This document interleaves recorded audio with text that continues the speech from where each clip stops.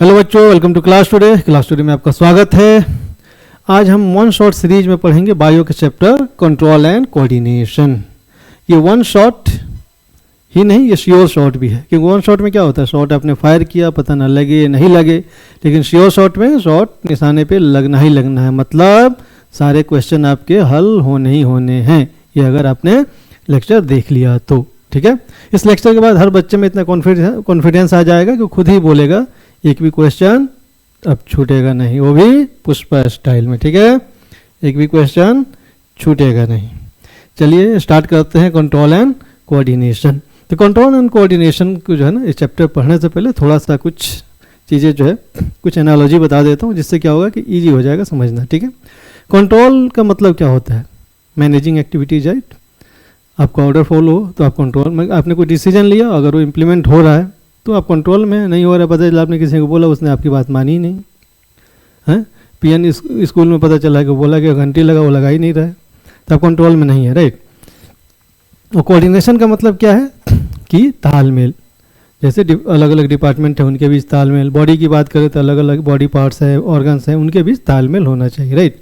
तो इस पूरे चैप्टर में यही पढ़ेंगे कि वो तालमेल, कौन डिसीजन लेता है, कैसे इम्प्लीमेंट होता है, ऑर्गन्स के बीच में कैसे तालमेल होता है, राइट। यही इस चैप्टर का सार है। ठीक है, तो जैसे क्या हर कोई भी चीज़, जैसे स्कूल चलाने के लिए भी एक सिस्टम होगा, देश चलाने के लिए एक सिस्टम है, एक हेड है, प्राइम मिनिस्टर है, पीएम है, या स्टेट का एक सीएम है, उनके अपने मिनिस्टर्स हैं, राइट। फिर ब्यूरोक्रेसी है, आईएएस आईपीएस ये सारे हैं, जुडिशियरी है, फिर नीचे के ऑफिसर्स हैं, राइट। तो सबका रोल जैसे अलग अलग है। नया कोई काम करना है तो ऊपर तक जाएगा, प्राइम मिनिस्टर या सीएम तक जाएगा, उनकी कैबिनेट मीटिंग होगी, उसमें देखा जाएगा, विचार किया जाएगा, ये काम करें या नहीं करें। ठीक है, तो वो क्या है, वॉलंटरी वर्क है, राइट। जैसे हम भी कहीं जाना है, मूवी देखने जाएं नहीं जाएं, इस पर हम सोचते हैं, कोई काम करें नहीं करें, डांस करना है, म्यूजिक सुनना है, तो ये वॉलंटरी है, ठीक है, वो कर भी सकते हैं, नहीं भी कर सकते, अपने विल के ऊपर है। कुछ है जिस पर विल नहीं चलता है, राइट। अब हार्ट बीट है, सांस लेना है, ठीक है, ये विल पे नहीं है ना, इसको करना ही करना है। कोई अचानक चीज़, खतरे वाली चीज़ आ गई है, उससे बचना ही बचना है, वहाँ पे ये नहीं सोचेंगे यार ठीक है यार सांप आ गया, अब इसको भगाएं या क्या करें, नहीं। पता चला गर्म चीज़ पे हाथ रख दिया, अब तो हटाएं कि नहीं हटाएं, सोचेंगे नहीं ना, हटाएंगे फ़ौरन। तो कुछ इनवॉलेंट्री होता है जो होना ही होना होता है। तो कुछ में जैसे सरकार का पीएम या सीएम या उनके मिनिस्टर का डायरेक्ट इन्वॉल्वमेंट होता है, कुछ में इनडायरेक्ट इन्वॉल्वमेंट होता है, लिमिटेड इन्वॉल्वमेंट होता है। वैसे यहाँ भी कुछ ब्रेन जो है वो आपका पीएम या सीएम जो भी हेड मान लीजिए, तो ब्रेन का इन्वॉल्वमेंट तो होगा, लेकिन किसी में डायरेक्ट होगा, किसी में इनडायरेक्ट होगा, किसी में सिर्फ रिपोर्टिंग पहुँचेगी कि ठीक है, ठीक है। अब जो काम नया काम है उसको तो डिसीजन लेना है ब्रेन को, वॉलंटरी वर्क। इनवॉलंटरी वर्क जो होना ही होना है, राइट। अब आपको रजिस्ट्री कराने जाना है कहीं मान लीजिए ज़मीन की, तो थोड़ी सीएम के पास जाएगा, यहाँ रजिस्ट्री कराने करें कि नहीं करें, उधर रजिस्ट्री ऑफिस वाले देख लेंगे होना है कि नहीं होना है, होना है तो क्या है, वो रेसिडेंशियल है, कॉमर्शियल है, क्या है, राइट। हाँ, ये रिपोर्ट जरूर जाती होगी कि भैया इतना रजिस्ट्री हुआ, इतना रेवेन्यू हुआ इस महीने में इस डिस्ट्रिक्ट से, ये रिपोर्ट जाती होगी ऊपर तक, बस। उसी तरफ कुछ लिमिटेड रोल है, कुछ उनको ज़रूरत है इंफ्रास्ट्रक्चर की, तो वो मांग लेंगे कि भैया हमें नई बिल्डिंग चाहिए या और लोग चाहिए, तो वो सब चीज़ें हो सकती हैं, लेकिन डे टू डे वर्क के लिए उसको वहाँ जाने की जरूरत नहीं है, राइट। वैसे ही इनवॉलंटरी वर्क में जो है ना, अब जो काम बटा हुआ है कि हार्ट बीट होना है, हार्ट को अपना पंप करना है, तो वो अपना काम करता रहेगा, सांस लेना है, रेस्पिरेशन आप लेते रहेंगे। इसमें भी लिमिटेड उसका रोल है, कहीं ज़रूरत पड़े आपको बढ़ाने की, हार्ट बीट घटाने की, जो भी ये हो, तो वो सब में वो काम आएगा, लेकिन ऐसे जो है उसका लिमिटेड रोल है। जैसे पुलिस डिपार्टमेंट की बात करें तो क्या होता है, उनका अपना लोकल इंटेलिजेंस होता है, राइट। हर जगह दिल्ली में हमें एक इलाके में थे जहाँ पे अनऑथराइज्ड एरिया था, पता चला एक ईंट भी रखे, पुलिस को पता चल जाता था, पहुँच जाते थे, कोई तो खबरी था ना जो इन्फॉर्म करता था उनको। तो कहीं भी कहीं इलीगल सैंड माइनिंग हो रही है पुलिस को, तो अब क्या होता है, कहीं इलीगल सैंड माइनिंग हो रही है, तो कोई है जो इन्फॉर्मर, जो इन्फॉर्म करेगा, तो किसी ने डिटेक्ट किया, किसी के थ्रू इन्फॉर्म किया, फिर वो जिला प्रशासन, डिस्ट्रिक्ट एडमिनिस्ट्रेशन के पास जाएगा, डीएमएसपी जो भी उस पर विचार करेंगे कि हाँ रेड करना चाहिए। तो अब जो इन्फॉर्मेशन पहुंचाया है वो अलग है, अब वहाँ से जो इन्फॉर्मेशन वो पता चला थानेदार को भेजेंगे, हो सके कोई हवलदार हो जिसके थ्रू इन्फॉर्मेशन भेजेंगे, ठीक है यहाँ पे रेड करना है। अब वो इंस्ट्रक्शन आया, वो अब थानेदार पता चला रेड करेगा, उसको एग्जीक्यूट करेगा, तो एग्जीक्यूटर है। तो ये कुछ एग्जाम्पल दिमाग में रखिए, आगे समझ आएगा, ठीक है। चलिए बस स्टार्ट करते हैं। तो हमारे आसपास जो भी चीज़ है उसको इन्वायरमेंट बोलते हैं। आपके आसपास जो भी चीज़ है सब वो इन्वायरमेंट का पार्ट है। तो इन्वायरमेंट में क्या चेंज होते रहते हैं, एक ही जैसा नहीं रहता ना। पता चला आप समुद्र के किनारे लेटे हुए, अचानक कोई उधर से क्रोकोडाइल आ गया, तो क्या करेंगे? आपने देखा, दिमाग फौरन बोला भागो, राइट। पता चला पैर बोलना नहीं यार अभी बाद में, तो क्या कोऑर्डिनेशन नहीं है इसका मतलब, राइट। लेकिन देखा, दिमाग ने बोला और भागना शुरू किया, कोऑर्डिनेशन होगा तो एफिशिएंटली काम होगा, ठीक है। तो वो जो कुछ चेंज आया, जैसे आपने गर्म चीज़ पे हाथ रख दिया और फ़ौरन झटके से हटा लेते हैं, कहीं अचानक रोशनी में गए, आंखें, पता चला आपने अपनी वो से खोल ली, राइट। आंखें चौंधी आ गई, आंखें आपने ऐसे कर लिया, यानी कि वो जो पुपिल से उसको आपने कांटेक्ट कर लिया, छोटा कर लिया, राइट, ताकि रोशनी कम जाए और हार्म ना हो सके आपका। तो वो जो चेंज हो रहा है ना उसको स्टिमुलाई बोलते हैं। जो भी चेंज है आसपास वो स्टिमुलाई है। Any change in environment to which an organism responds, like light, sound, smell. जैसे बहुत ज़्यादा लाइट आ गई, आपने आँख अपना बंद कर लिया, या कोई स्मेल है, दुर्गंध है, नाक बंद कर लिया, बहुत अच्छी खुशबू है, अरे कुछ खाना बना है डिलीशियस, अरे क्या बना है, तो ये सब क्या है? एक तरह से स्टिमुलाई है जिस पे आप रिस्पॉन्ड करते हैं। रिस्पॉन्स क्या है? Reaction of an organism to stimulus. Basically stimulus का ही प्लूरल स्टिमुलाई होता है, ठीक है। तो जो भी चेंज हो रहा है उसको जो आप उस पर जो आप रिएक्शन दे रहे हैं वो आपका रिस्पॉन्स होता है, राइट। कोऑर्डिनेशन क्या है? Participation of different body parts to work efficiently. Different body part का पार्टिसिपेशन, उसमें linking different body parts to work efficiently, right. ये आपका कोऑर्डिनेशन है। एनिमल्स में कोऑर्डिनेशन दो तरह से होता है, एक नर्वस सिस्टम, ठीक है, जिसमें आपका ब्रेन, स्पाइनल कॉर्ड और नर्व सेल्स वगैरह होते हैं, और एक एंडोक्राइन सिस्टम जिसमें हार्मोन, जो हार्मोन के थ्रू होता है, ठीक है। नर्वस सिस्टम थोड़ा क्विक फास्ट होता है, एंडोक्राइन यानी हार्मोन वाला थोड़ा स्लो होता है लेकिन लॉन्ग लास्टिंग होता है। प्लांट में तो नर्वस सिस्टम नहीं होता है, राइट। इसमें कोऑर्डिनेशन किसके थ्रू होता है? केमिकल्स के थ्रू, जिसे हम प्लांट हार्मोन्स कह सकते हैं, ठीक है। इसके बारे में चलिए पढ़ेंगे आगे। अब कंट्रोल एंड कोऑर्डिनेशन, अब एनिमल की बात कर लें, ठीक है। एनिमल में ये नहीं कि सिर्फ जानवर, इंसान भी, वो भी एनिमल में ही आता है, राइट। यानी कि ब्रॉडली दो पार्ट में, एनिमल और प्लांट में डिवाइड करें तो प्लांट को छोड़ के जो भी एनिमल है, इंक्लूडिंग ह्यूमन बीइंग, इसमें दो तरह से कोऑर्डिनेट होता है, एक नर्वस सिस्टम है, एक एंडोक्राइन सिस्टम है। Nervous system neural system, basically neurons का पूरा एक जाल हमारे बॉडी में पूरा जाए, समझिए जैसे घर में वायरिंग हुई रहती है, वायरिंग हुई है, ठीक है, किसकी? न्यूरल नेटवर्क की। उनके थ्रू इलेक्ट्रिक इम्पल्स फ्लो करता है। एंडोक्राइन में हार्मोन रिलीज होता है, इसको अलग से पढ़ेंगे। अब नर्वस सिस्टम में क्या है? एक सीएनएस होता है, central nervous system, central nervous system. एक पीएनएस होता है, पेरिफेरल नर्वस सिस्टम। नाम से पता चल रहा है ये सेंट्रल। इसमें ब्रेन और स्पाइनल कॉर्ड आता है। स्पाइनल कॉर्ड क्या है? जैसे ब्रेन है, अब ब्रेन से ही कनेक्टेड ये जो है ना, एक लंबी चोटी की तरह जो नीचे आ रही है। बहुत लोग, हम लोग क्या समझते हैं कि जो रीढ़ की हड्डी या बैकबोन है कि वही जो स्पाइनल कॉर्ड है, नहीं, उसके अंदर जो है ना, आप देखेंगे कि हॉलो पाइप की तरह होता है, राइट। उसमें एक वाइट फाइब्रस मटेरियल होता है ना, वो स्पाइनल कॉर्ड होता है, ठीक है। ये उसके ये ऐसे ऐसे वर्टिब्रल कॉलम होता है ना आपका, रीढ़ की जो हड्डी उसके अंदर होता है वो। तो बेसिकली ये रीढ़ की हड्डी उसको स्पाइनल जो वर्टिब्रल कॉलम जो है उसको एक तरह से प्रोटेक्ट भी करता है, राइट। ये बंडल ऑफ फाइबर समझ लो आप, न्यूरल नर्व सेल्स का होता है, जो कि ऊपर से लेके और नीचे तक फ्लो करता है।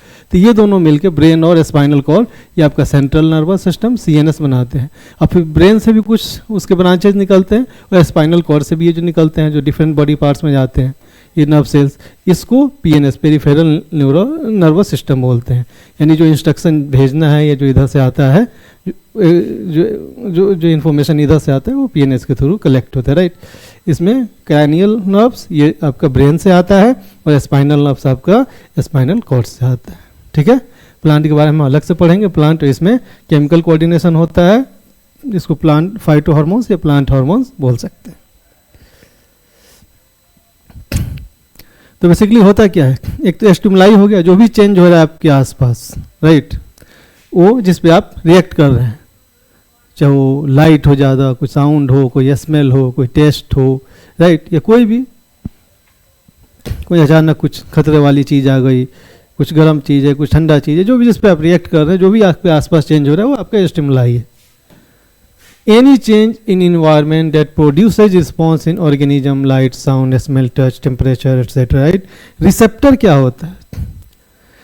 रिसेप्टर है जो डिटेक्ट करते हैं चेंज को, है ना. वो आपके एंटीना कहिए या लोकल इंटेलिजेंस जो खबरी है, इन्फॉर्मर, वो है. सेल्स और group of cells present in sense organs, normally sense organ में होते हो, that detects stimuli and convert them in nerve impulse, और वो डिटेक्ट करते हैं उस चेंज को और नर्व इम्पल्स के थ्रू हमें इन्फॉर्म करते हैं आपके सेंट्रल नर्वस सिस्टम या जो भी नर्वस सिस्टम वो जो है उसको. इफेक्टर क्या है? अब इफेक्टर वो है जैसे आप कोई चीज़ डिटेक्ट कर लिया कि ठीक है भैया ये गर्म चीज़ है, इसको हटाना चाहिए, राइट, वो तो डिटेक्ट करके उसने बोल दिया. या कहीं स्मेल है, उसने डिटेक्ट करके बोल दिया, ठीक है, कि गंदी चीज़ है, आपको नाक बंद, वैसे नाक बंद कर लो. तो नाक बंद कैसे कौन करेगा? जैसे उंगली से हम नाक बंद कर रहे हैं, रुमाल रख रहे हैं, तो ये इफेक्टर है. जो हाथ है या उंगली है, जो ये इफेक्ट जो एग्जीक्यूट कर रहा है वो इफेक्टर है. बेसिकली डूअर जो एक्शन लेता है, जो काम करता है, तो वो डूअर जो है वो इफेक्टर है. मसल और gland that produces a response to a stimulus acting on a signal from the nervous system. अब नर्वस सिस्टम से जो वो जो एग्जाम्पल बताया था ना, जैसे मान लीजिए यहाँ पे कुछ इलीगल सैंड माइनिंग हो रही है. अब किसी ने यहाँ पे आपके लोकल खबरी ने उसको डिटेक्ट किया, तो ये आपका क्या हो गया? स्टिमुलाई हो गया. ये आपका क्या हो गया? रिसेप्टर हो गया.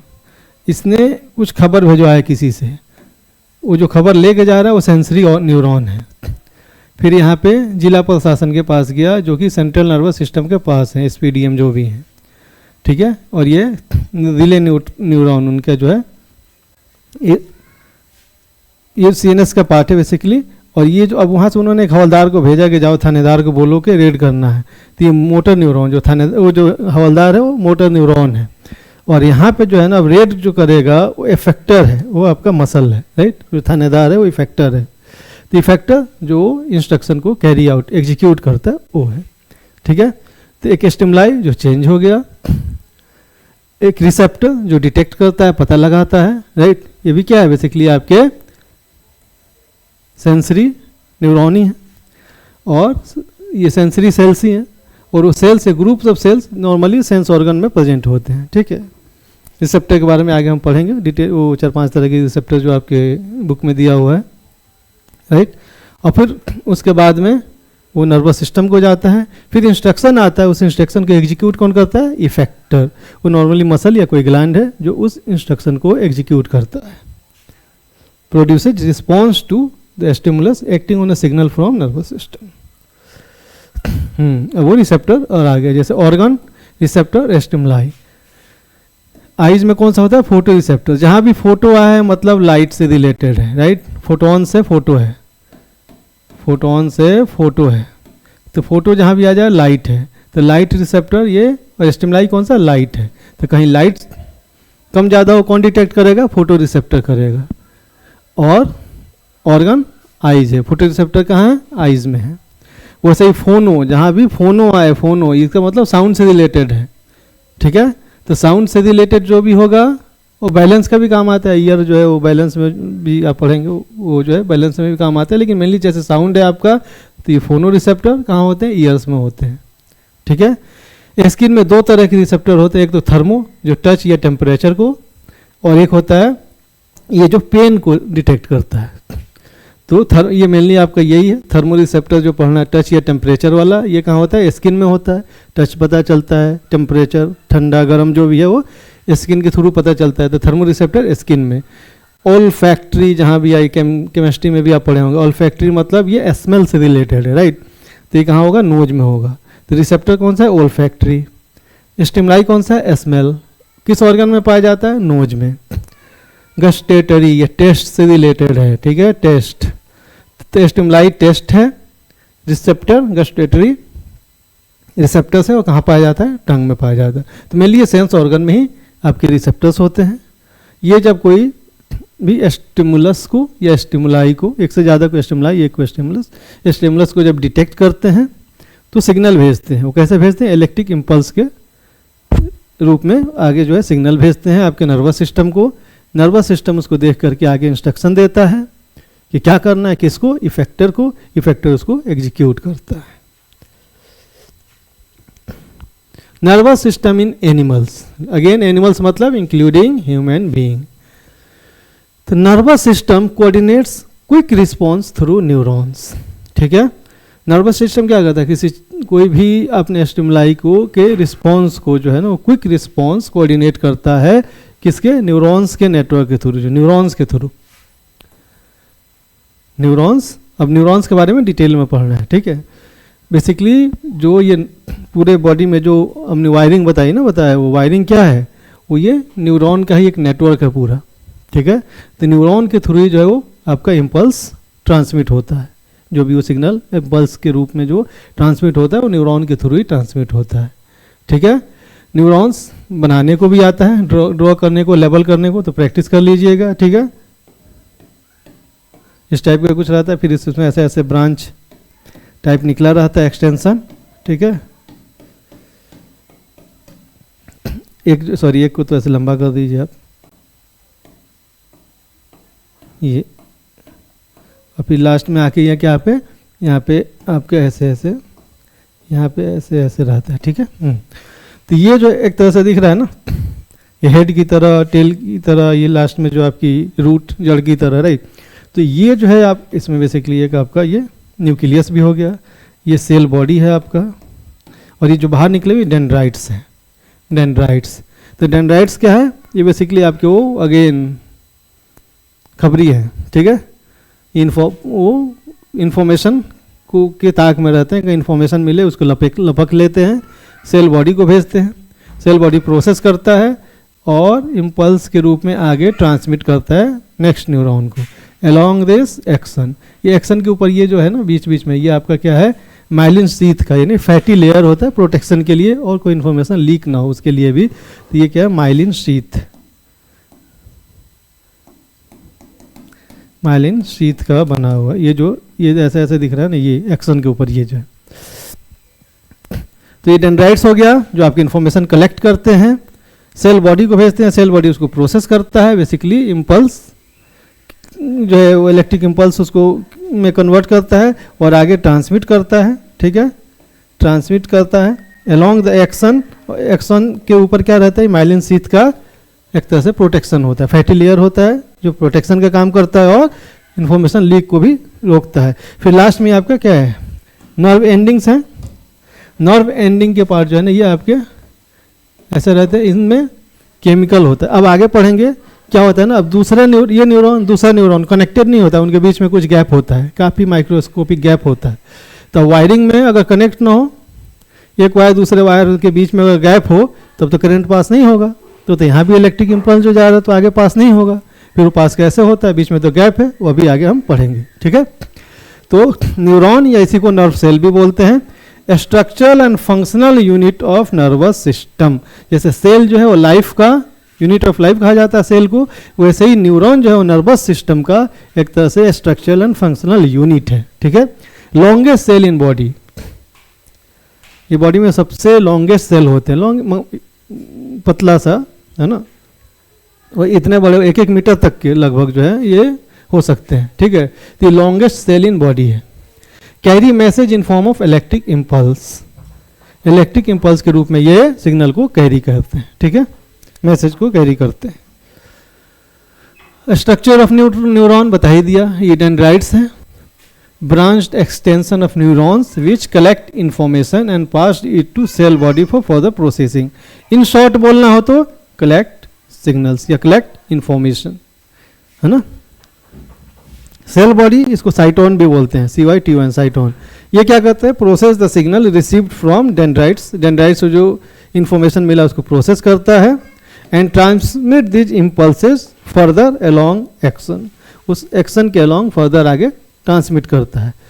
इन शॉर्ट बोलना हो तो प्रोसेस इंफॉर्मेशन। ठीक है, Axon, elongated part of neuron covered by myelin sheath. Electric impulse is transmitted along these to next neuron. ठीक है, elongated part होता है जिसके along जो आपका ये impulse ट्रांसमिट होता है, और कवर्ड बाई जो है ये माइलिन शीथ होता है, ठीक है, और ये इलेक्ट्रिक इम्पल्स का नेक्स्ट न्यूरॉन को ट्रांसमिट होता है। Electric impulse travels along axon. In short अगर बोलना हो तो ये बोलेंगे। Nerve ending, terminal part of axon, axon के ये टर्मिनल पार्ट है, ठीक है, that releases chemical neurotransmitter at synapse in order to transmit electric impulse across synaptic gap. अब वो सिनेप्टिक गैप बता रहा था, जो दो न्यूरॉन बिल्कुल कनेक्टेड नहीं होते, उनके बीच कुछ गैप होता है, उसको सिनेप्स बोलते हैं, ठीक है, साइनेप्स या सिनेप्स, ठीक है, ये रहा, उस गैप को सिनेप्टिक गैप भी बोलते हैं, ठीक है। तो अब एक न्यूरॉन से दूसरे न्यूरॉन पे जैसे जाना हो, इस यहाँ कहीं होगा, ये रहा, एक न्यूरॉन से दूसरे के बीच में, तो ये गैप है ना, इसको सिनेप्टिक गैप या सिनेप्स बोलते हैं। तब यहाँ से वहाँ कैसे जाएगा? अब इलेक्ट्रिक सिग्नल तो ट्रेवल करेगा नहीं, अगर पता चला पाथ कनेक्टेड नहीं है तो वायर बीच में से काट दीजिए, तो अब करंट आगे नहीं फ्लो करेगा ना। तो अब करंट आगे भेजना है, वो इम्पल्स आगे भेजना है, इलेक्ट्रिक इम्पल्स, तो कैसे भेजेंगे? तो ये जो नर्व एंडिंग होते हैं ना, इनमें ये केमिकल होता है, ठीक है, वो केमिकल रिलीज कर देते हैं इस गैप में, और ये केमिकल अब इधर से यहाँ पहुँच जाते हैं। ये न्यूरो ट्रांसमीटर्स हैं बेसिकली। अब न्यूरो ट्रांसमीटर्स यहाँ पहुँच गए, ठीक है। अब केमिकल रिएक्शन होता है, फिर यहाँ कुछ आयन मूवमेंट होता है, आयन मूवमेंट की वजह से पोटेंशियल, अब ये जो लिखा हुआ है ना CA+ इस सब के चक्कर में मत पड़ना, ये आपके सिलेबस का नहीं है, बस ये डायग्राम दिखाने के लिए गैप जो है ना, वो मैंने इसलिए इसको ले लिया था। तो बेसिकली यहाँ पे कुछ आयन मूवमेंट होता है, ये कॉन्सेप्ट पर समझ लीजिए। आयन मूवमेंट की वजह से कहीं आयन ज़्यादा कहीं कम होगा, फिर जो पोटेंशियल डिफरेंस क्रिएट हो जाएगा, और जहाँ पोटेंशियल डिफरेंस क्रिएट हो गया तो करंट अपने आप फ्लो होने लगेगा, राइट।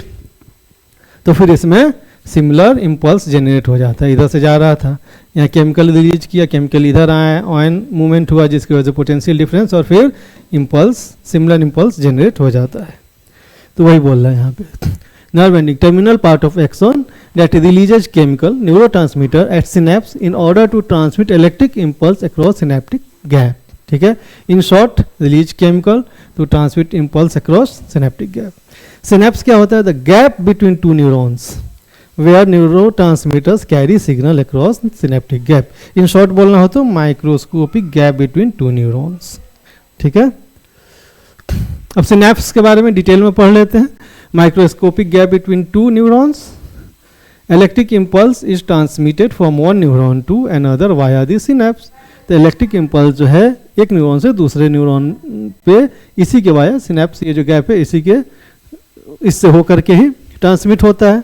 एट सिनेप्स पे क्या होता है? Electric impulse cause nerve ending to release chemicals neurotransmitter in synapse.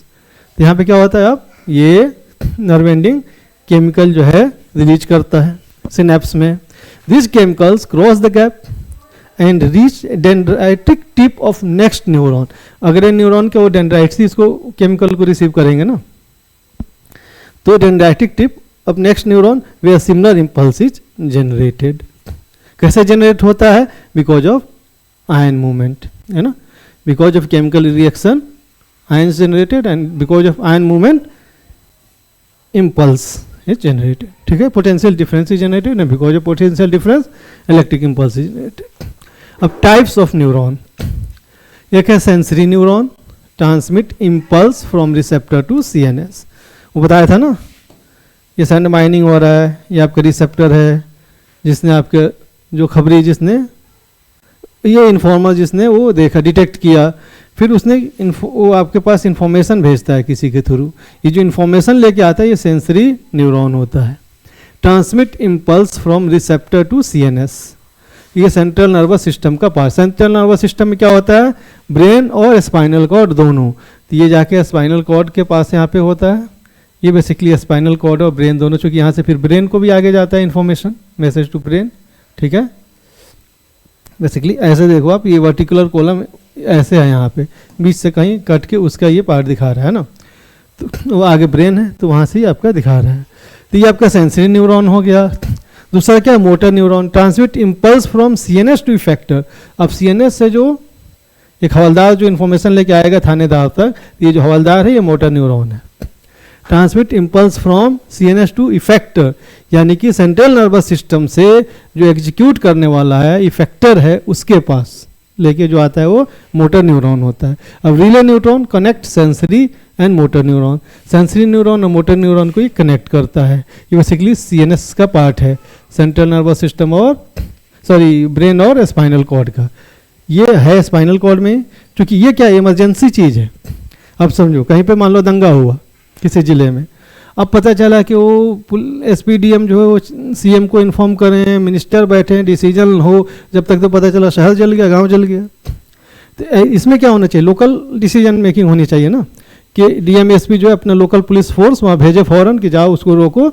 Indirectly आगे भी बता देते हैं कि हाँ ऐसी घटना हुई थी, हमने ये एक्शन लिया है, अभी सिचुएशन कंट्रोल में है या कुछ और हेल्प चाहिए, जो भी वो बताएगा पहले ली, लेकिन इमीडिएट एक्शन तो लोकल तुरंत भेज दे। तो वैसे ही किसी गर्म चीज़ में हाथ रख दें, अब पता चला ये जाके ब्रेन को जा रहा है, दिमाग सोच रहा है कि ठीक है अब क्या करना चाहिए इस पर, फिर वो बोल रहा है ठीक है हाथ हटा लो, जब तक तो हाथ जल जाएगा। तो इसमें इवॉल्व हुआ बेसिकली, पहले नहीं था ये, एनिमल्स में इवॉल्व हुआ है कि इसको रिफ्लेक्स आर्क बोलते हैं, कि भैया ये स्पाइनल कॉर्ड पे जहाँ जाता है ना, यहाँ पे ये सीएनएस का पार्ट है, तो यहीं पे जो है इसको इंस्ट्रक्शन मिल जाता है ठीक है हटा लो। तो यहाँ से गया स्पाइनल कॉर्ड ये, और वहाँ से इंस्ट्रक्शन आ गया, कर लिया, पहले लियो, ब्रेन को भी इन्फॉर्म करता है, लेकिन यहीं पे डिसीजन इसको मिल गया कि ठीक है तुम हाथ हटा लो फौरन। तो ये क्विक रिस्पॉन्स के लिए होता है, राइट, रिफ्लेक्स, कोई इमरजेंसी चीज़ हुई अपने हाथ हटा लिया, तो उसके लिए यहीं से रिले कर देता है, ठीक है। और ये सीएनएस का पार्ट है बेसिकली, यहाँ पे स्पाइनल कॉर्ड और कनेक्टेड होता है, स्पाइनल कॉर्ड ब्रेन से कनेक्टेड होता है, यही डिसीजन हो जाता है, यानी ये रिले कर देता है, ठीक है। आगे तो इसको ये रिले न्यूरॉन बोलते हैं, ठीक है। और ये जो इंस्ट्रक्शन आता है वो मोटर न्यूरॉन लेके आता है, और इफेक्टर कौन है, ये मसल है, वो थानेदार जो है ना, ये मसल है जो रेड करता है, राइट, मसल कॉन्ट्रैक्ट होता है, हाथ हटा लेते हैं, तो ये चीज़ है। रिफ्लेक्स एक्शन, इसी को रिफ्लेक्स एक्शन बोलते हैं, ठीक है। An automatic quick involuntary response to a stimulus, ये तो ऑटोमेटिक होता है, हाथ हटाए लगे, वो सोचते थोड़ी है कि अरे अब हाथ हटाएं कि नहीं हटाएं, गर्म है बड़ा है ना, ऐसा सोचते नहीं है ना, हाथ लगा हटा लेते हैं झटके से। किसी कील वेल पे पैर पड़ा हटा लेते हैं फ़ौरन, सोचते नहीं ना कील पे पैर पड़ गया क्या करें, हटाएं नहीं हटाएं, ऐसा तो नहीं है ना।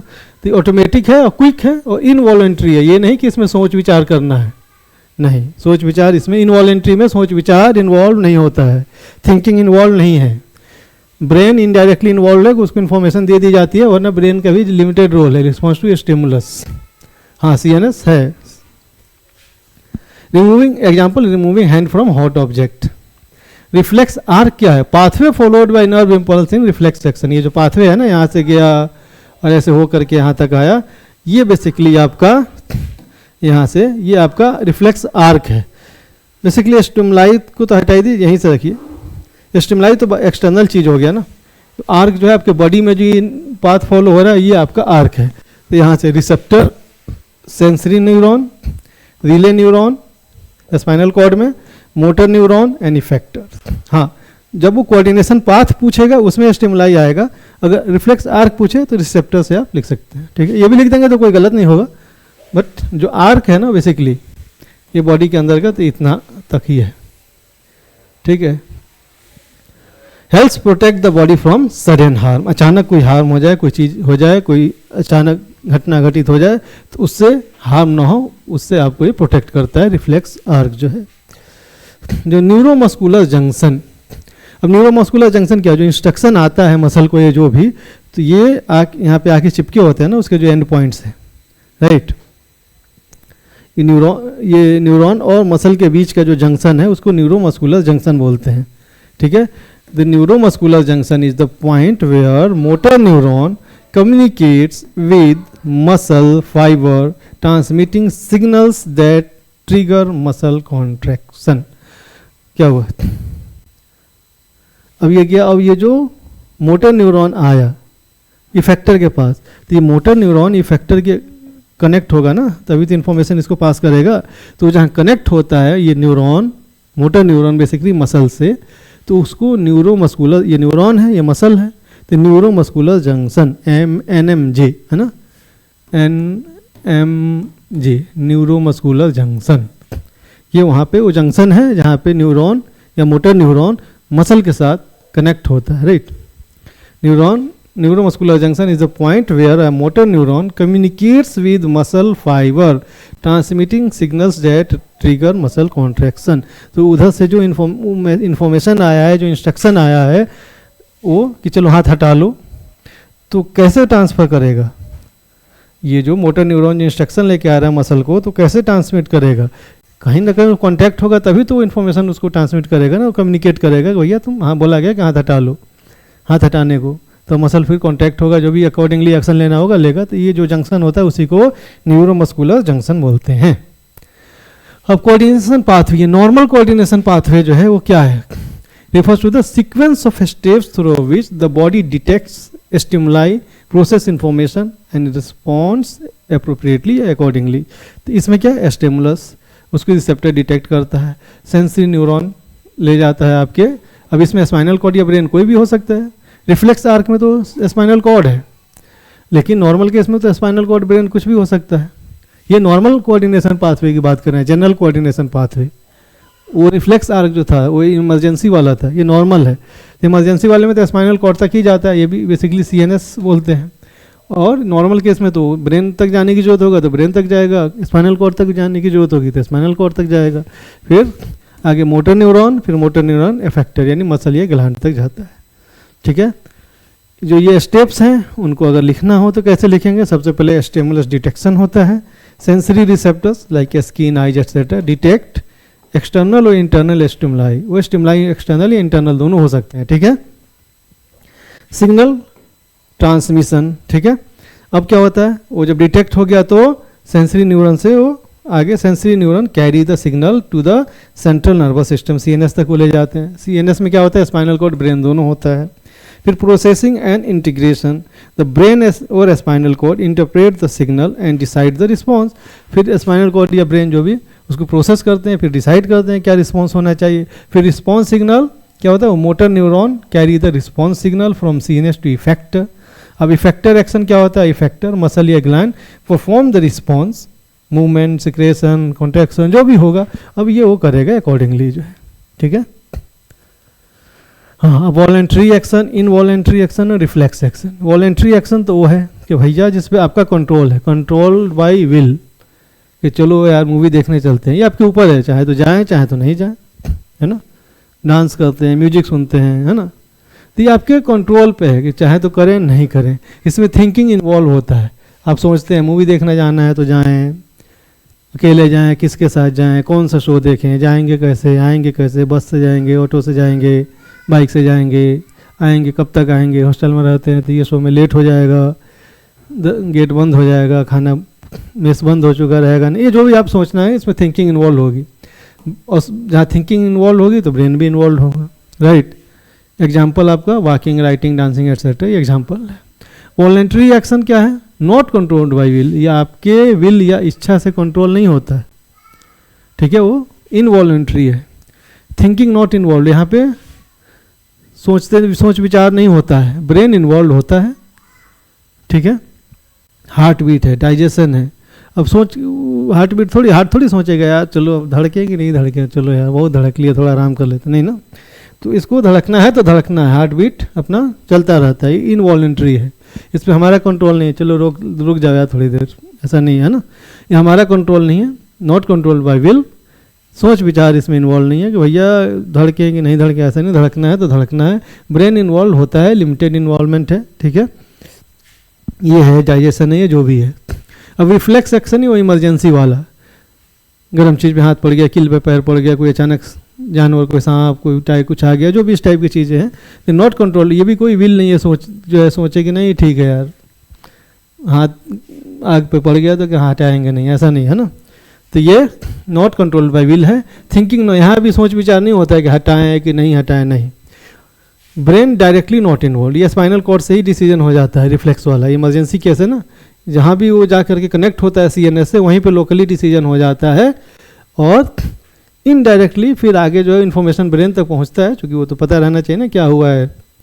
तो वो डायरेक्टली इन्वॉल्व नहीं होता, इनडायरेक्टली इन्फॉर्मेशन पहुँचता है, बट ये नॉर्मली वही सीएनएस जो है ना, जो भी स्पाइनल कॉर्ड के पास या जहाँ भी हो, जो सीएनएस पार्ट में, जहाँ पे इन्फॉर्मेशन जो सीएनएस पार्ट में गया वहीं लोकली वहीं से उसको इंस्ट्रक्ट कर दिया जाएगा क्या करना है।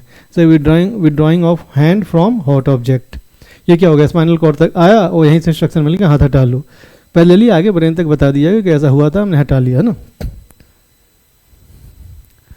Human brain, the brain is the highest coordination centre in the human body, ठीक है, हाईएस्ट कोऑर्डिनेशन सेंटर है, यही सबको कंट्रोल करता है, कोऑर्डिनेट करता है ब्रेन जो है। वो जो रिफ्लेक्स एक्शन में ब्रेन तक नहीं आता है, स्पाइनल कॉर्ड को इसने पावर दे रखी है भाई, डीएम को पावर दे रखी है, एसपी को, कि जिला में कुछ हो तो लोकली कानून व्यवस्था के लिए आप एक्शन ले लेना, फिर बात बढ़े तो हमारे मुझे बताना, ठीक है। तो उस टाइप का सेंट्रल यही है, लोकली भले दे रखा है लेकिन इनडायरेक्टली फिर भी इस तक इन्फॉर्मेशन पहुंचती है कि ये घटना हुई थी, हमने ये एक्शन लिया है, तो यही सबको कंट्रोल और कोऑर्डिनेट करता है, ठीक है। इसके 3 मेन पार्ट होते हैं, एक फोर ब्रेन, एक मिड ब्रेन और एक हाइंड ब्रेन। फोर ब्रेन जाहिर सी बात है, नाम से ही पता चला आगे वाला, मिड ब्रेन बीच वाला और हाइंड ब्रेन पीछे वाला, ठीक है। ये देख सकते हैं जैसे आपका ये अगर ब्रेन है तो ये आगे वाला जो है ये फोर ब्रेन है, ठीक है, ये बीच वाला आपका मिड ब्रेन है और ये हाइंड ब्रेन का पार्ट है। कौन कौन सा, ये आपका पॉन्स है, ये पीछे वाला आपका सेरिबेलम है और ये मेडुला है जो कनेक्टेड होता है स्पाइनल कॉर्ड से, ठीक है। तो ब्रेन और स्पाइनल कॉर्ड कनेक्टेड होते हैं, कहाँ कनेक्ट होते हैं, मेडुला से। अब इनका काम क्या है आगे पढ़ लेते हैं। बेसिकली फोर ब्रेन में आपके जितना भी सोच विचार वाला काम होता है, रीजनिंग वाला, सोच विचार वाला, इमोशन वाला, ये सब फोर ब्रेन में होता है, ठीक है, फोर ब्रेन में। और इसमें जो है क्या होता है, सेरेबेरम होता है, सेरेबेरम, ठीक है, सेरेबेरम, इसमें एल नहीं है, एक सेरेबेलम भी होता है, तो बेलम नहीं बेरम, ठीक है, विदाउट एल, ठीक है। ये आपका फोर ब्रेन है। Anterior part of brain controls thinking, memory, reasoning, emotion and voluntary action, ठीक है। थिंकिंग, मेमोरी, जो भी हम याद जो पढ़ रहे हो, समझ रहे हो, याद कर रहे हो, हंसी खुशी जो भी अच्छे बुरे विचार आ रहे हैं आपके, या वॉलंटरी एक्शन के पढ़ें या चलो छोड़ देते हैं, बंद कर देते हैं, ठीक है, ये सब आपका फोर ब्रेन सेरिबेरम से कंट्रोल हो रहा है। Midbrain control reflexes related to eyes and ears, eyes and ear से रिलेटेड रिफ्लेक्स को ये कंट्रोल करता है, कौन सा, मिड ब्रेन, ठीक है। Hind brain posterior part of brain, सबसे ज़्यादा इसी से क्वेश्चन रहते हैं हाइंड ब्रेन से। इसमें क्या है, इसके 3 part, P C M, P pons, right, pons का मतलब ही होता है, जो मीनिंग होता है जो ना वो ब्रिज का होता है, तो ये ब्रिज का काम करता है, यानी कनेक्ट करने का काम करता है। Pons connects different section of the brain, also regulate breathing rate and sleep cycle, तो कनेक्ट करता है साथ साथ ब्रीथिंग रेट और स्लीप साइकिल, ब्रीथिंग को नहीं, ब्रीथिंग रेट को और स्लीप साइकिल, आदत बन जाती है ना इतने बजे सोने की, इतने बजे उठने की, तो यही करता है, ठीक है, पॉन्स। मेडुला और सी क्या है, सेरेबेलम है, maintains body balance, posture and coordination of movements, तो जहाँ भी कुछ body control, posture, body balance control, ठीक है, इस सब का हो, ये सेरेबेलम का काम होता है। या मूवमेंट हो, या पेन लेके आप लिख रहे हैं, है ना, हाथ का कंट्रोल भी होता है ना, बच्चे को पकड़ाई नहीं होता है, धीरे धीरे होता है, तो ये सेरेबेलम का जो है काम है।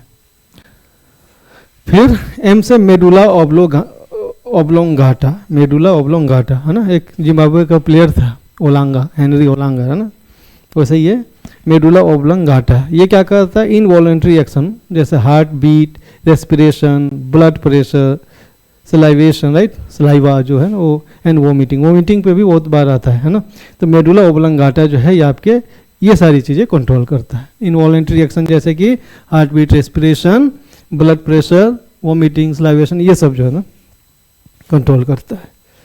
तो इसको पीसीएम से या पीएमसी लिखा हुआ है, पीएमसी या पीसीएम से भी आप याद कर सकते हैं, पॉन्स, सेरेबेलम और मेडुला ओब्लोंगाटा, ठीक है। ये सेरेबेलम है हाइंड वाले में, बाद वाले में एल है, पहले वाले में एल नहीं है, जो फोर ब्रेन है उसमें सेरेबेरम है ना, सेरेबेरम ही सारा आपका थिंकिंग वगैरह जो होता है, मेमोरी, रीजनिंग, इमोशन, ये सब सेरेबेरम में है। अब प्रोटेक्शन ऑफ ब्रेन का प्रोटेक्शन कैसे होता है ना, तो एक तो आपका क्या होता है, ये एस्कल जो खोपड़ी होती है ना, एस्कल में होता है, ये बोन होता है ना, स्कल क्या है, बोन है, तो एक तो वो हो गया काफ़ी हार्ड बोन जो है।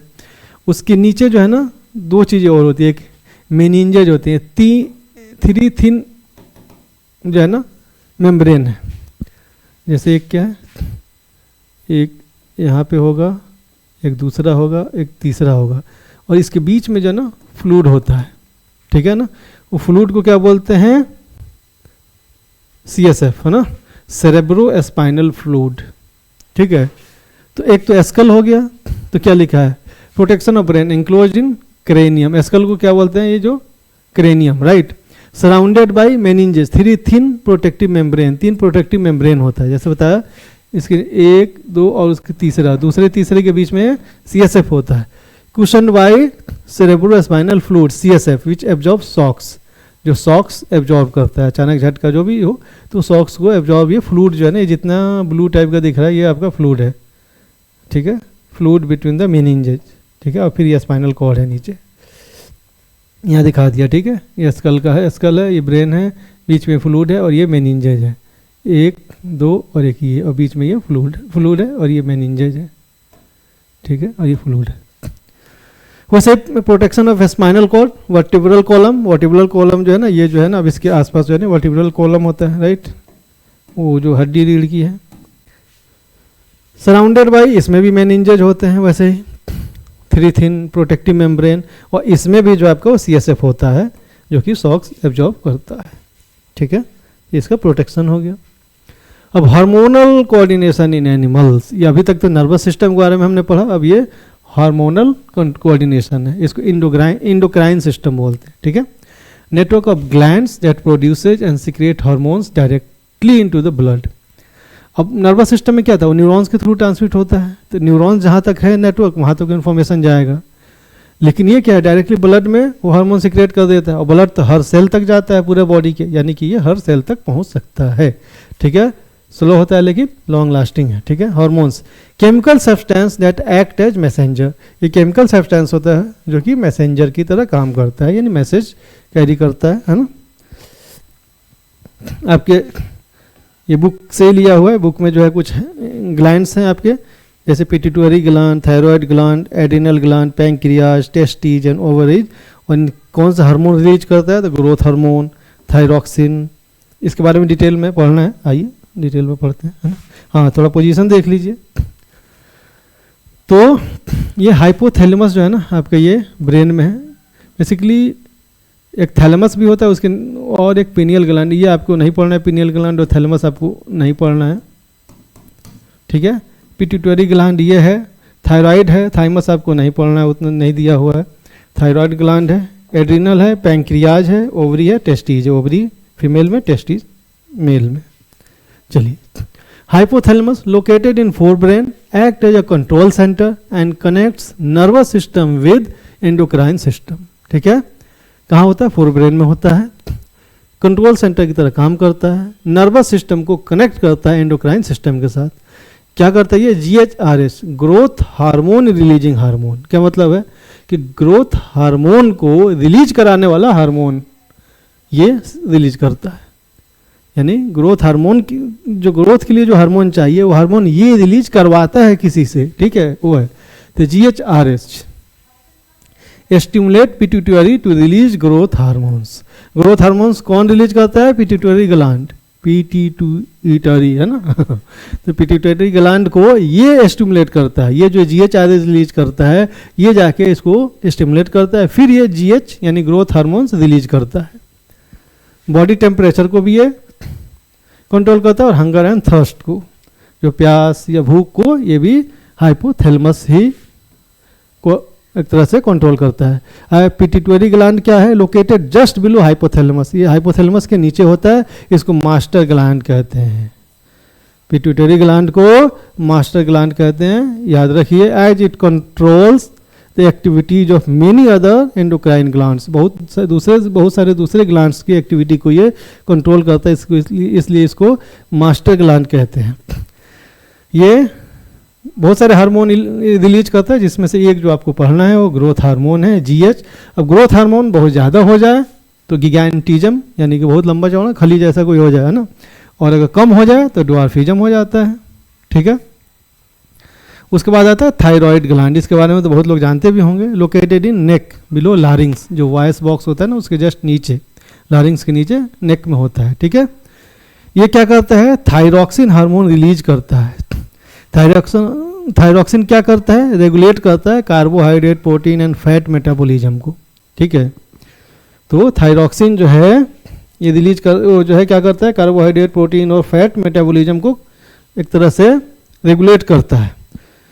और इसके सिंथेसिस के लिए क्या चाहिए, आयोडीन चाहिए, ठीक है। तो आयोडीन अगर कमी हो जाए तो क्या होगा, थायरॉक्सिन कम बनेगा। कम बनेगा तो आपको पता चला कि इसका मेटाबॉलिज्म ठीक से रेगुलेट नहीं होगा, और इसकी कमी की वजह से क्या होता है, एक डिजीज होता है goitre, right.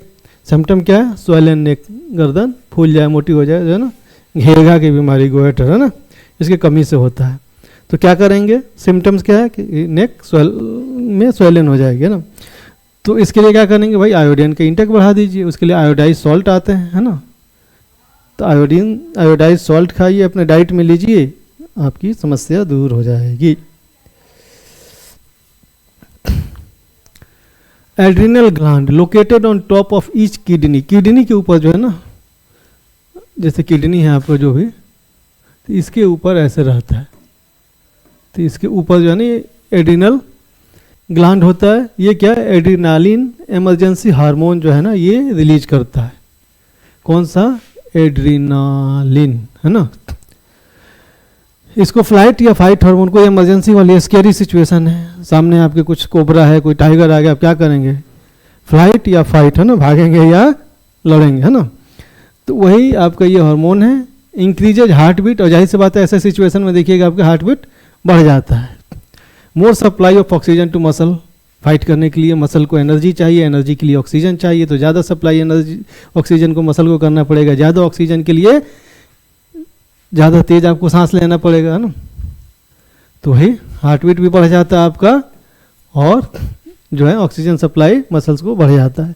Reduced blood supply to skin and digestive system, और डाइजेस्टिव सिस्टम में स्किन को ब्लड सप्लाई कम हो जाता है, क्योंकि ब्लड सप्लाई कहाँ, मसल को बढ़ जाता है। इधर कम कर देता है स्किन और डाइजेस्टिव सिस्टम को, मसल को बढ़ा देता है। उधर ऑक्सीजन की ज़्यादा ज़रूरत है, क्योंकि उसको एनर्जी चाहिए, एनर्जी के लिए ऑक्सीजन चाहिए, राइट। रेस्पिरेशन में क्या होता है, ऑक्सीजन यूज होता है, एनर्जी रिलीज होती है। तो वही ब्रीथिंग रेट इंक्रीजेज, ब्रीथिंग ना जल्दी जल्दी सांस लेंगे, ब्रीथिंग रेट से क्या होगा कि ज़्यादा ऑक्सीजन यूज होता है, ज़्यादा एनर्जी रिलीज होगी। Pancreas located behind the stomach, पेट के पीछे, अपर एब्डोमेन पार्ट में ही, लेकिन स्टोमक के पीछे साइड में होता है। It has both endocrine hormone producing and exocrine digestive enzyme producing function, यानी कि ये ग्लैंड और डाइजेस्टिव ऑर्गन दोनों है, ठीक है। जो हार्मोन रिलीज करते हैं ग्लैंड होते हैं, ठीक है। लोकेट जो है ना, इट हैज़ बोथ एंडोक्राइन यानी हार्मोन प्रोड्यूसिंग भी है, and exocrine digestive enzyme producing भी है functions. Work as both a gland and a digestive organ. Releases insulin that regulates blood sugar level, deficiency of insulin, diabetes. तो blood sugar level जो है ना उसको ये रेगुलेट करता है। कौन सा, पैंक्रियाज। पैंक्रियाज इंसुलिन बेसिकली, तो इंसुलिन जो है क्या करता है, रेगुलेट करता है ब्लड शुगर लेवल को। अगर ये सफिशिएंट अमाउंट में अगर नहीं हो रहा है आपका रिलीज, तो क्या हो जाएगा, डायबिटीज़ की प्रॉब्लम हो जाएगी, ठीक है। इसकी डिफिशियंसी से डायबिटीज़ हो जाएगा। टेस्टीज क्या है, releases testosterone that controls male reproductive function. Male reproductive function को कंट्रोल करता है टेस्टोस्टेरोन, है ना। ये कौन रिलीज करता है, testes. Changes during puberty, development of secondary sexual characteristic, ठीक है। प्यूबर्टी पे जब बच्चे बड़े होते हैं, राइट है, तो उस टाइम पे सेकेंडरी सेक्सुअल कैरेक्टरिस्टिक आता है। वो किससे आता है, इसी टेस्टोस्टेरोन से। कौन रिलीज करता है, टेस्टीज। वैसे फीमेल में ओवरी, ये क्या रिलीज करता है, एस्ट्रोजन या प्रोजेस्टेरोन, है ना। Controls female productive function, development of secondary sexual characteristic like memory gland and menstrual cycle. Coordination in plant, अभी एनिमल तक पढ़ लिया, प्लांट में आते हैं, ठीक है। Coordination in plants, plants lack a nervous system. Plant में तो नर्वस सिस्टम नहीं होता है, फिर इसमें कैसे कंट्रोल एंड कोऑर्डिनेशन होता है। Stimulus is transmitted through combination of electrical and chemical signals, mainly chemical ही होता है, ठीक है। And these signals travels from cell to cell, एक सेल से दूसरे सेल में ऐसे ट्रांसफर होते हैं। उसमें एक न्यूरॉन से दूसरे न्यूरॉन जाता था जो इम्पल्स, इलेक्ट्रिक इम्पल्स के फॉर्म में। इसमें क्या है, केमिकल सिग्नल जो है combination of electric and chemical, mainly chemical है, इलेक्ट्रिकल तो उस एक दो केस में, इस वाले में, नास्टिक वाले में ना। और एक सेल से दूसरे सेल में ये मूवमेंट है, इनका ट्रांसफर होता है एक सेल से दूसरे सेल। इसमें दो टाइप से मूवमेंट होता है, एक नास्टिक मूवमेंट, एक ट्रॉपिक मूवमेंट, ठीक है। नास्टिक मूवमेंट क्या, इंडिपेंडेंट ऑफ ग्रोथ, उसमें ग्रोथ से इंडिपेंडेंट। और ये ट्रॉपिक मूवमेंट क्या है, ये ग्रोथ डिपेंडेंट होता है, ठीक है। तो वो स्टिमुलस जो है ना, जो इन्फ्लुएंस करता है आपके ग्रोथ को, है ना, वो ट्रॉपिक हो जाएगा, है ना। या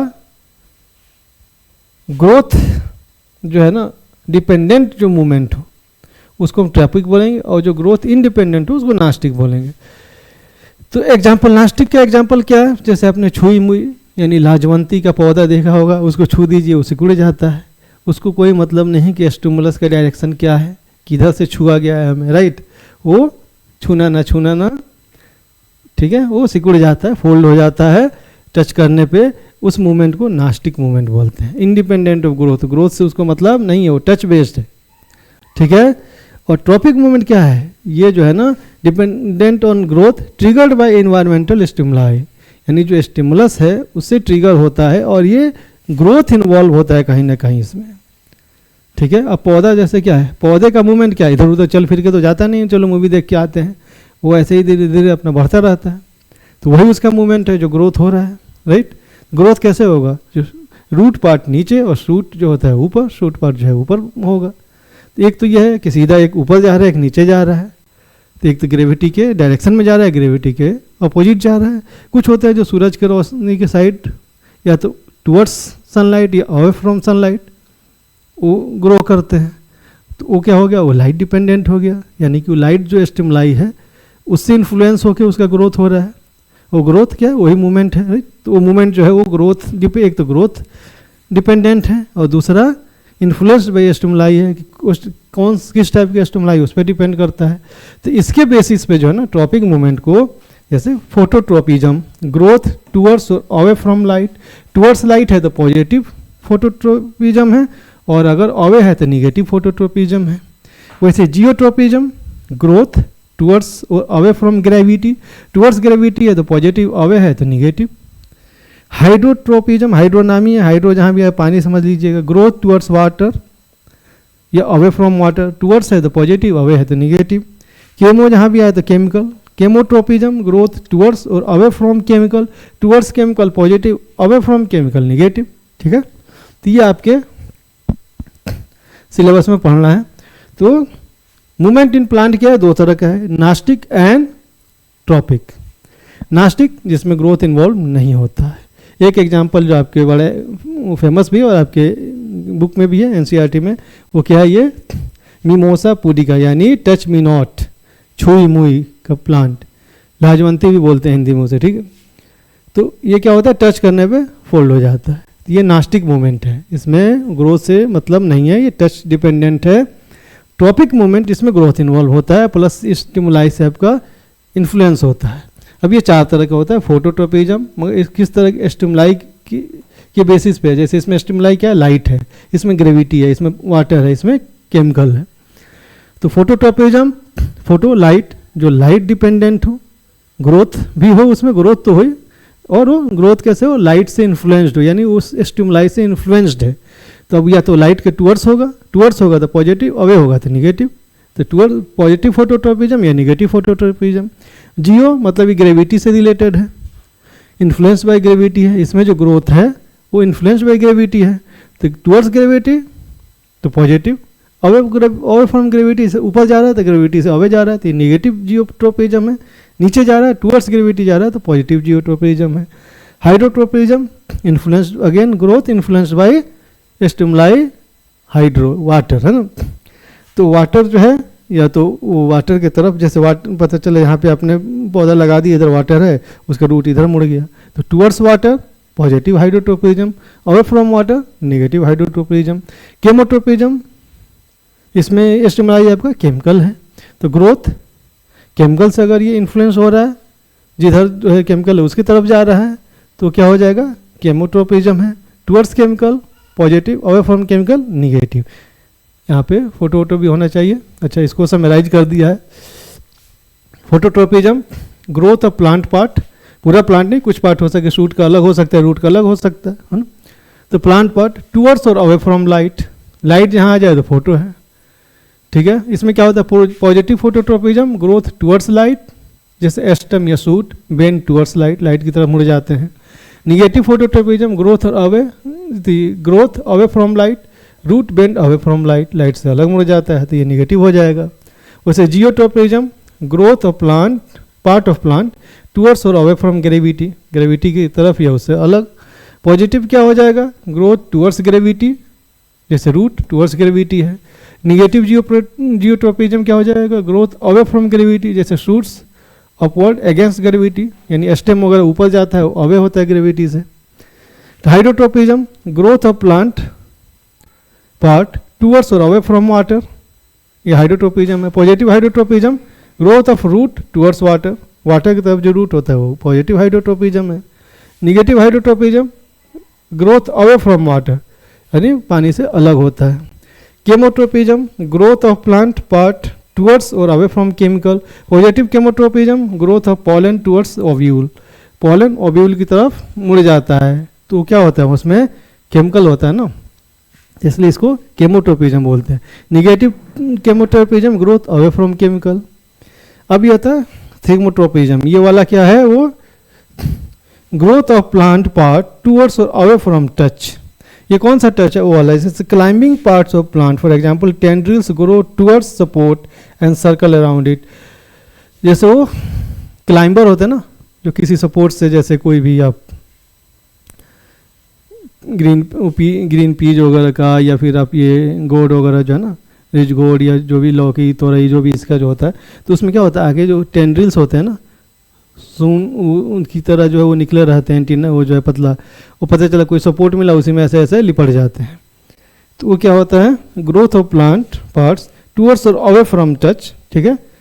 तो टच हुआ, पता चला कि उससे या तो अलग हो गया, उसी में उससे उसकी तरफ हो गया। तो climbing parts of plants tendrils grow towards support and circle around, उसके राउंड सर्कल हो जाते हैं। तो ये एग्जांपल है थिग्मोट्रोपिज्म का। एग्जांपल देख लीजिए, अब बताइए, मैच कीजिए। हाइड्रोट्रोपिज्म कौन है इसमें से, हाइड्रो मतलब वाटर, जैसे ये है, यहाँ पे पता चला पानी कम है, यहाँ पानी आपने डाल दिया, तो क्या हो, ये रूट इधर मुड़ गया, ये हाइड्रोट्रोपिज्म है। फोटोट्रोपिज्म, फोटो जहाँ भी आया सन आया, जैसे क्या ये सन की तरफ मुड़ गया, तो ये फोटोट्रोपिज्म है, ठीक है। थिग्मोट्रोपिज्म, थिग्मो कौन सा है, जैसे ये सपोर्ट वाला है ना, जैसे इसका टेंड्रिल्स इसमें सपोर्ट में आकर के यहाँ पे लिपट गए, यहाँ पे ये लिपट गए, है ना, ये हो गया। जियोट्रोपिज्म क्या है कि सूट जब भी जाएगा ना ऊपर ही जाएगा, ऐसे पलट भी दीजिए फिर मुड़ जाएगा, यानी ग्रेविटी के या तो टुवर्ड्स या अगेंस्ट, तो ये जियोट्रोपिज्म है, ये ऊपर जा रहा है और ये रूट नीचे जा रहा है, तो ये जियोट्रोपिज्म है। ये केमोट्रोपिज्म है, जो पॉलन है, जैसे यहाँ तक है, अभी क्या ओव्यूल की तरफ मुड़ गया ना, तो ये बाकी जो चीज़ें लिखी हुई हैं आप पढ़ेंगे अलग से, बस ये समझ लीजिए कि ये आपका पॉलन जो था ये, तो ये जो है आपका केमो वाला हो गया।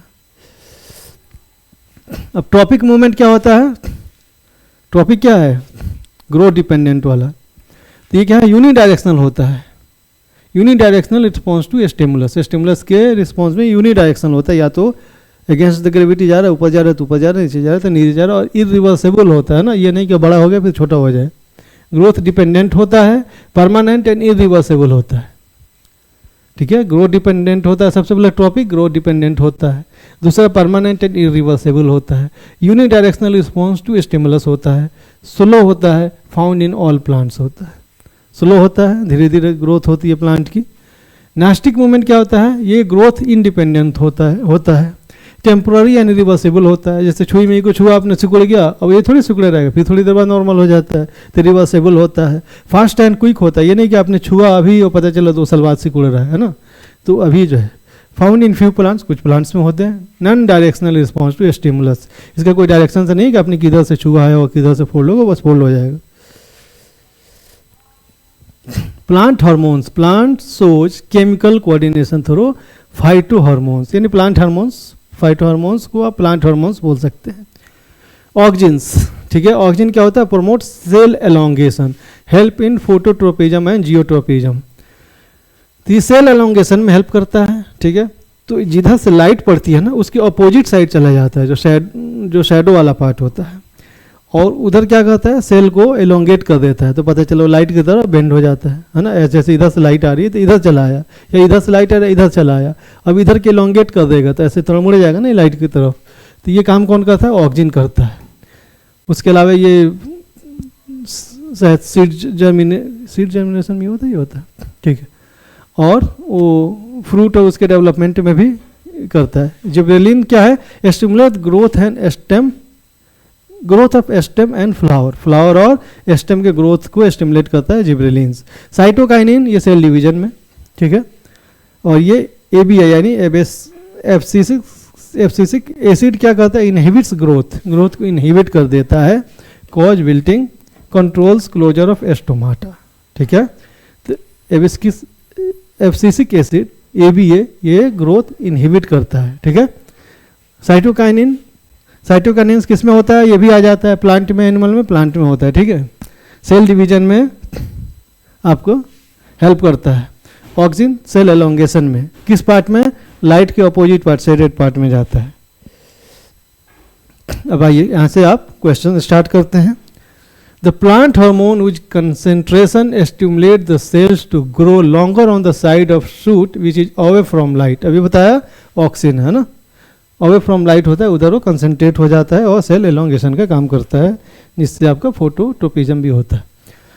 Plants have neither a nervous system nor muscles. Even then, they respond to stimuli. For example, the leaves of Chui Mui touch me not plant, when touched, begin to fold up and droop. ठीक है. How is the information communicated in touch me not plant? What enables the plant cells to bring out the observable response? Differentiate the movement mentioned above from the movement of tendrils in a pea plant. Information communicated via electrical chemical signals, है ना. chemical signal, how the information is communicated? इसमें electric chemical, normally plant में chemical होता है, बस इस case में electric and chemical दोनों ही यूज होता है, ठीक है. तो इलेक्ट्रिक केमिकल सिग्नल के रूप में कम्युनिकेट होता है जो इन्फॉर्मेशन है. Change in turgor pressure due to loss of water cause movement, क्या होता है? अब उसमें क्या होता है एनिमल में? अब जो सेल्स है अपना शेप चेंज करते हैं, राइट. इसमें क्या होता है? इसमें वो फैसिलिटी नहीं थी, इसमें वाटर लेवल मैनेज होता है, राइट. वाटर अपने रिलीज कर दिया, वाटर कम हो गया या वाटर बढ़ गया, उसके हिसाब से. तो वाटर जब रिलीज करेगा टर्गर प्रेशर जो है बड़े चेंज होगा, उसकी वजह से जो है इसमें वो मूवमेंट होता है, राइट. तो change in turgor pressure due to loss of water causes movement. Movement in चुई मुई ये नास्टिक है, नॉन डायरेक्शनल है, ठीक है. मूवमेंट इन टेंड्रिल्स ट्रॉपिक है, डायरेक्शनल है. पूछ रहे ना, differentiate the movement mention above from the movement in tendrils in a P plant. ऊपर वाला क्या है? नास्टिक है, नॉन डायरेक्शनल है, टच बेस्ड है.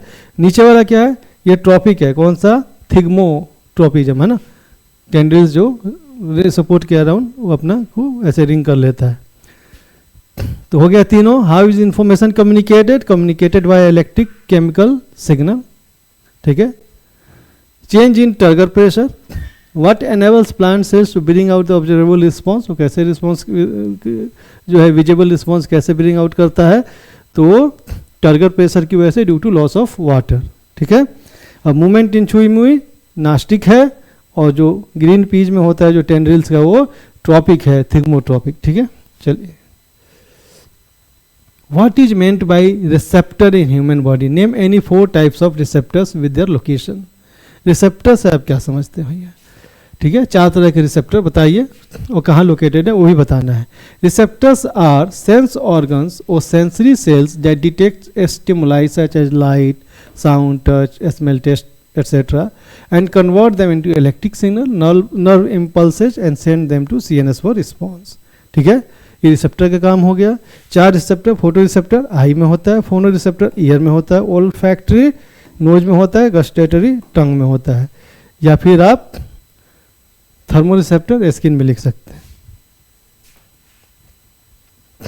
Draw a diagram of neuron and level it. ठीक है, अब डायग्राम इसको याद कर लीजिएगा, प्रैक्टिस कर लीजिएगा, इसको लेवल करना कि ये डेंड्राइट्स है, ये सेल बॉडी है, ये न्यूक्लियस है, ये एक्सॉन है, ये नर्व एंडिंग है और ये माइलिन शीथ है. ये ऐसे ऐसे जो है ये माइलिन शीथ फैटी लेयर होता है ना. तो डेंड्राइट्स एक्वायर इंफॉर्मेशन है ना, और एक्शन क्या है, information travels as an electric impulse along action. Electric impulse must be converted to chemical signal in nerve ending and release into synapse. और सिनेप्स पे जाके नर्व एंडिंग में जो है वो इलेक्ट्रिक इम्पल्स केमिकल में चेंज हो जाता है और सिनेप्स में सिनेप्टिक गैप में रिलीज हो जाता है. फिर वो गैप को ट्रेवल करके दूसरे न्यूरॉन के डेंड्राइट्स के टिप पे पहुंचते हैं. फिर वहाँ से वो इलेक्ट्रिक इम्पल्स जनरेट होता है. वो आयन मोमेंट की वजह से वो अपने डिस्कस कर लिया है. ठीक है, ये पूछा था ना, draw a diagram of neuron and लेवल इट्स पार्ट. ड्रॉ करके उसके पार्ट को लेवल कीजिए. Where information is acquired. Information कहाँ एक्वायर्ड होता है, डेंड्राइट्स में. Through which information travels as an electric impulse. तो एक्सन के एक्सॉन जो है, एक्सॉन के अलोंग जो है इंफॉर्मेशन ट्रेवल करता है as electric impulse. Where the electric impulse must be converted into chemical signal for onward transmission. So यहाँ लिख सकते हैं एट साइनेप्स. ठीक है, electric impulse must be converted to chemical signal in nerve ending. ठीक है, साइनेप्स के पास ही जाकर के नर्व एंडिंग में वो कन्वर्ट होता है. ठीक है, what is synapse, how is an electric impulse created in a nerve cell and what is the role of synapse in this context. तो सिनेप्स क्या है, synapse microscopic gap between two neurons. ठीक है, how is an electric impulse created in a nerve cell and what is the role of synapse in context. The electric impulse is created by potential difference caused by movement of ions. बताया था ना, जो electric impulse कैसे create होता है. तो जैसे अब दो न्यूरॉन्स के बीच गैप है तो डायरेक्ट इम्पल्स ट्रेवल नहीं हो सकता. तो इस गैप पे क्या होता है, यहाँ पे उसको इम्पल्स को केमिकल के रूप में हम वो गैप में छोड़ देते हैं. फिर वो केमिकल तो ट्रेवल कर सकता है, ट्रेवल करके नेक्स्ट न्यूरॉन के डेंड्राइट्स पे पहुँचता है, फिर उसको एक्वायर करता है, फिर केमिकल रिएक्शन होता है, फिर आयन निकलता है, फिर आयन मूवमेंट्स की वजह से पोटेंशियल डिफरेंस क्रिएट होता है, पोटेंशियल डिफरेंस की वजह से इम्पल्स क्रिएट होता है. ठीक है, तो आप पूरी कहानी लिखना चाहें या फिर इतना लिख सकते हैं, electric impulse is created by potential difference caused by movement of ions. Role of synapse is to transmit electric impulse from one neuron to another. एक न्यूरॉन से दूसरे न्यूरॉन तक उसको जो इम्पल्स को ट्रांसमिट करना, यही उसका काम है. कैसे करता है, at synapse nerve ending release chemical signal that travels across synaptic gap and reaches dendritic tip of next neuron where similar impulse is generated. ठीक है, हाँ, observe the given figure A and B. When chui mui sensitive plant is touched, its leaves fold. This is due to. ठीक है, जैसे आपका छुई मुई का ये प्लांट का, उसका मान लीजिए आपका ये प्लांट है, उसके ये लीव्स हैं. ठीक है, आपने इसको टच किया तो पता चले ऐसे फोल्ड हो जाता है. तो क्या है, किस वजह से होता है, ये हार्मोनल इफेक्ट है, थर्मल इफेक्ट है, change in amount of water in cells है, इलेक्ट्रोमैग्नेटिक इफेक्ट है, क्या है, change in amount of water, turgor pressure की वजह से होता है प्लांट में जो मूवमेंट होता है. Study the given diagram and write the type of movement exhibit by. 1 minute.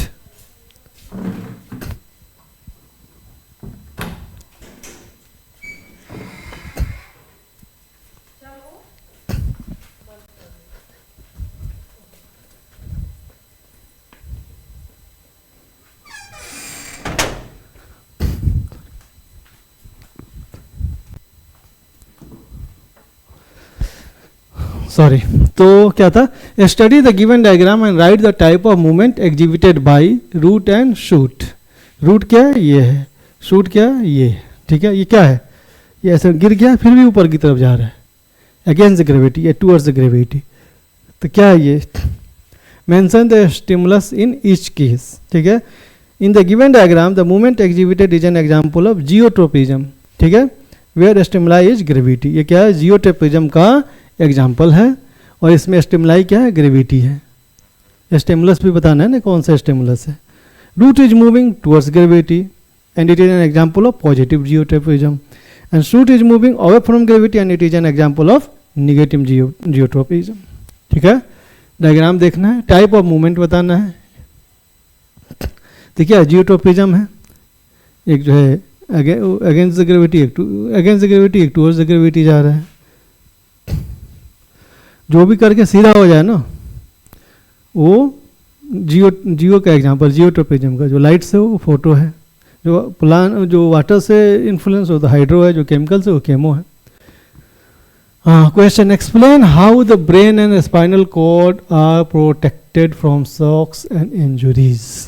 तो हमने पढ़ ही लिया था ये, protection of brain enclosed in cranium skull surrounded by meninges, three thin protective membranes cushioned by cerebrospinal fluid CSF which absorbs shocks। वैसे ही protection of spinal cord, vertebral column surrounded by meninges, three thin protective membrane cushioned by CSF which absorbs shocks। What is meant by reflex arc? Where are they formed in the human body? Why have reflex arcs evolved in animal? ठीक है, reflex arc क्या है, वो response path है ना, ठीक है। Response path कौन सा, आपका रिसेप्टर था, रिसेप्टर से सेंसरी न्यूरॉन था, सेंसरी न्यूरॉन से वो सीएनएस को जाता था, फिर सीएनएस से वो मोटर न्यूरॉन, सीएनएस यहाँ पे बेसिकली स्पाइनल कॉर्ड है ना, फिर मोटर न्यूरॉन से इफेक्टर को आता था। यही आपका क्या है, what is meant by reflex arc, है ना। द पाथ फॉलोड ना in order to respond to a stimuli, right? emergency stimulus है ना, वो बोल सकते हैं stimuli। तो ये जो है रिफ्लेक्स आर्क है। Where are they formed in the human body, ये हमने ऑलरेडी डिटेल में पढ़ा था सब, है ना, वही लिख सकते हैं। ह्यूमन बॉडी में कहाँ होता है ये,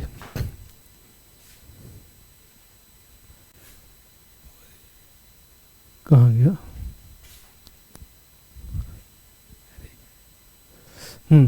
and why have reflex arcs evolve in human body में, यही होता है रिसेप्टर से लेकर के और इफेक्टर तक जो होता है, और ये लोकली होता है, राइट।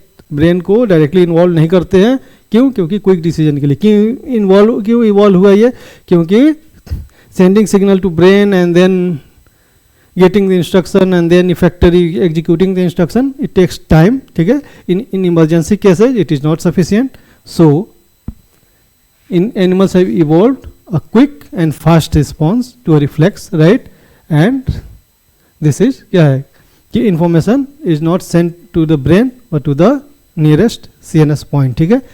जो सेंट्रल नर्वस सिस्टम का पॉइंट है स्पाइनल कॉर्ड में, वहाँ जाता है और वहीं से जो है आपका इंस्ट्रक्शन आ जाता है और एग्जीक्यूट हो जाता है। इससे क्या होता है, क्विक और फास्ट हो जाता है। तो what is meant by reflex arc, path followed in response to a reflex in reflex action, या path followed in reflex action, ठीक है। और ये लिख दीजिएगा, ये दिखा दीजिएगा, ठीक है। Where are they formed in the human body, in case of the response to a reflex action, right, from receptor to CNS and back to effector, ठीक है। ये हो जाएगा।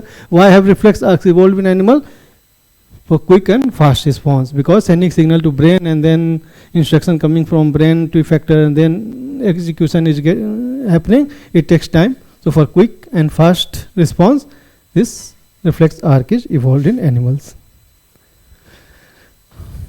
The growth of pollen tubes towards ovule is an example of chemotropism. Photo light की वजह से, hydro पानी की वजह से, जियोट्रोपिज्म ग्रेविटी की वजह से, ये केमोट्रोपिज्म, वो पोलन जो है एक तरह से केमिकल है, उसकी तरफ से होता है. In life there are certain changes in environment called stimuli to which we respond appropriately. Touching a flame suddenly is a dangerous situation for us. One way is to think consciously about the possibility of burning and then moving the hand, but our body has been designed in such a way that we save ourselves from such situation immediately. Name the action by which we protect ourselves in situation mentioned above and define it. ठीक है, ये reflex action है ना, अभी हमने define किया. Write the role of a motor and relay neuron. Motor neuron क्या करता है? Instruction from CNS to effector. Relay neuron connects sensory neuron and motor neuron को कनेक्ट करता है. What are the two types of nerve system in human body? Name the component of each of them. CNS and PNS. CNS and PNS. इसका component brain and spinal cord. और उसका क्या था? PNS. ये क्या था? Spinal nerves. और ये कौन सा था?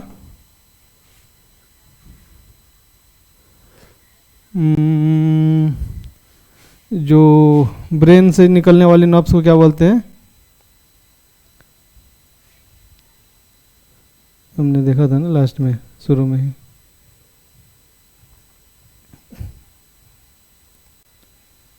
तो बिल्कुल स्टार्टिंग में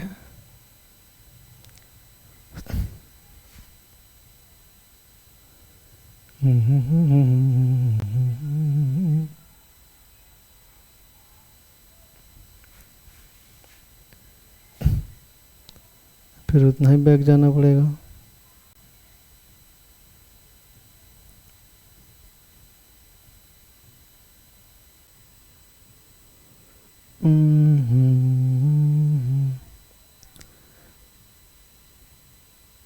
सीएनएस और पीएनएस है ना. तो सीएनएस में कौन कौन सा आता है? ब्रेन और स्पाइनल कोड. इसमें क्रेनियल नर्व्स और स्पाइनल नर्व्स. ठीक है, क्रेनियल, वो एस्कल वाला याद आ रहा था, क्रेनियम. तो क्रेनियल नर्व्स और स्पाइनल नर्व्स.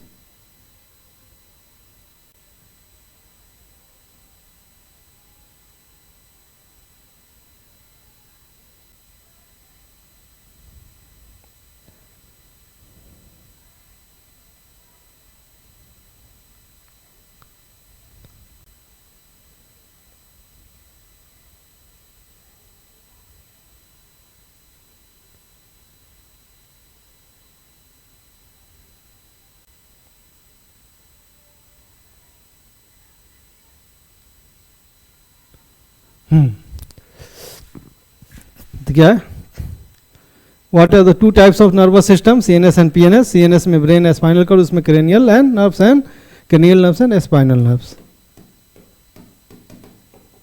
है ना. थोड़ा साफ साफ लिख देना. तुम भी कहोगे क्या लिखते हैं? क्रेनियल नर्व्स और स्पाइनल नर्व्स. उसके बाद क्या? और में, यानी कि ये लिखिए या और. Which part of the human brain is responsible for thinking? किसके लिए? सेरेब्रम. सेरेब्रम ये फोर ब्रेन का पार्ट होता है ना. पिकिंग अप पेंसिल,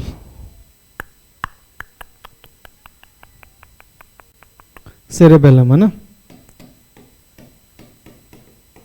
सेरेबेलम किसके लिए होता है? मूवमेंट, पोस्चर, बैलेंस, इसके लिए. तो पिकिंग अप पेंसिल मैंने बताया भी था वहाँ पे. इसमें वो साइकिल चलाना, उसमें भी सेरेबेलम आएगा. कहीं भी पोस्चर या बैलेंस के लिए यूज हो रहा है तो cerebellum. Controlling blood pressure, controlling blood pressure. और क्या है? Controlling hunger. हंगर कौन सा? हाइपोथैलेमस. ये कौन सा है आपका? Endocrine, hypothalamus. बीपी कौन? ये उस ओलंगा वाला था ना, मेडुला ओलंगा, मेडुला ओलंगाटा है ना. ओलंगाटा या ओलंगाटा? हेनरी ओलांगा से मैं वो तो नहीं हो गया कंफ्यूज। मेडुला ओब्लोंगाटा है ना, मेडुला ओब्लोंगाटा से ये क्या हो गया,